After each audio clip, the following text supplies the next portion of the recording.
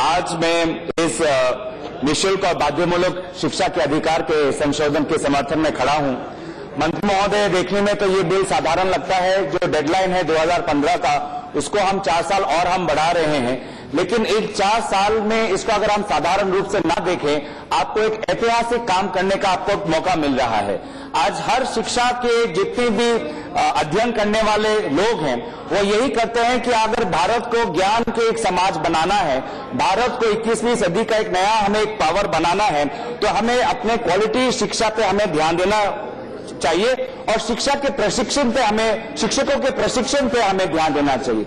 इसलिए मेरे आपसे एक कुछ निवेदन है कि आपने अपने भाषण में कहा कि आप ऑनलाइन सिस्टम के द्वारा, स्वयं के द्वारा जो भी अनक्वालिफाइड टीचर्स है उसको आप क्वालिफाइड करना चाहते हैं। मेरा विनम्रपूर्ण ये निवेदन है कि आप ऑनलाइन सिस्टम पे आप इतना निर्भर ना करें। अगर ऑनलाइन सिस्टम इतना ही बेहतरीन होता तो हमारे भी बच्चे आज स्कूल न जाके वेबसाइट पे जाते होंगे। इसीलिए आज अगर हमारे बच्चे अगर ऑनलाइन से नहीं पढ़े, हमारे बच्चे भी स्कूल में जा रहे हैं, शिक्षकों से इन पर्सन वो सीख रहे हैं, तो हमारे जो अध्यापक हैं उनको भी एक ऐसी व्यवस्था चाहिए जो व्यवस्था उनको बीएड कॉलेज में मिलता है। आज बीएड कॉलेज की संख्या कितनी है? आज इस बिल के द्वारा आप बीएड कॉलेज की संख्या कितनी बढ़ाने जा रहे हैं? बीएड कॉलेज की सीट कितनी बढ़ेगी? आज मेरे ही जिले में एक ही बीएड कॉलेज है और वो भी बीएड कॉलेज आज इन सर्विस टीचर्स को पढ़ा रहा है, प्री सर्विस टीचर्स को उनको मौका ही नहीं मिल रहा है। इस प्रकार की जो पद्धति आ रही है कि अनक्वालिफाइड टीचर्स को क्वालिफाई करना है, तो सारे बीएड कॉलेजेस अब इन सर्विस को पढ़ा रहे हैं, प्री सर्विस टीचर्स को कोई मौका नहीं मिल रहा है। मेरी दूसरी बात ये कहना चाहता हूं, 5 मिनट है निशिकांत जी, 5 मिनट है, वो तो मुझे बोलने दीजिए।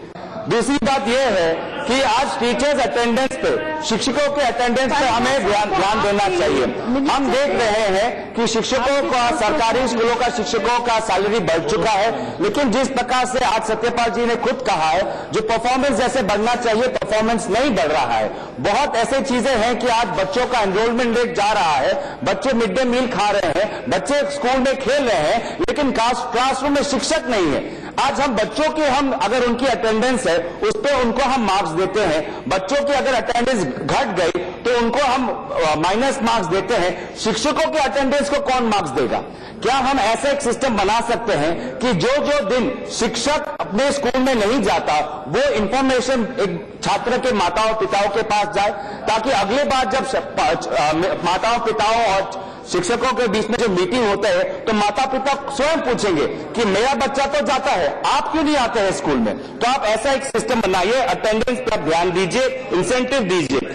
आज आपके तरफ से भी ये बात आई है कि जो क्लास 9 में पढ़ाता हुआ शिक्षक है, उनको ऐसे छात्रों को पढ़ाना पड़ता है जो ना सिर्फ क्लास 9 की मैथ्स, उनको क्लास 2 का मैथ्स भी नहीं आता है। तो शिक्षकों का प्रशिक्षण ऐसा होना चाहिए कि एक ही क्लास में वो क्लास 9 लेवल के छात्रों को भी पढ़ा पाए, और जो क्लास 9 में है लेकिन उनकी थिंकिंग अभी भी क्लास 2 में है, उसको भी मल्टी ग्रेड, मल्टी लेवल जो हम कहते हैं, कॉम्प्रिहेंसिव इवैल्यूएशन करते हैं। शिक्षक पढ़ाना भी एक हुनर हो गया है। पढ़ाना का मतलब ये नहीं कि जो करिकुलम आ गया है वो करिकुलम मुझे देना है। टीचर एक लेबर नहीं है कि उसको हमने करिकुलम दे दिया है, बोले कि 300 दिन में ये चैप्टर खत्म करना है और उसके बाद बच्चों को पास कराना है।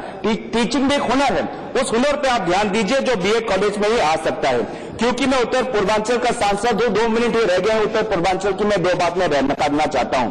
नेशनल करिकुलम फ्रेमवर्क 2005 में लिखा गया था कि शिक्षा का उद्देश्य, मैं किसी सांसद ने कहा था कि शिक्षा का उद्देश्य ये होना चाहिए कि भारत की सभ्यता और भारत के इतिहास को हम अपने क्लासरूम में हम उसको बच्चों के बीच में प्रदान कर पाए।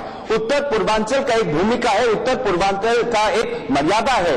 आज बहुत सी चीजें जो हमारे लिए प्रिय है, आज स्कूल और क्लासरूम में नहीं पढ़ाए जा रहे हैं। मेरा विनम्र निवेदन, हम ये बहुत सालों से कह रहे हैं कि असम के महापुरुष श्रीमंत शंकरदेव के आदर्श के बारे में आज हमारे करिकुलम में होना चाहिए।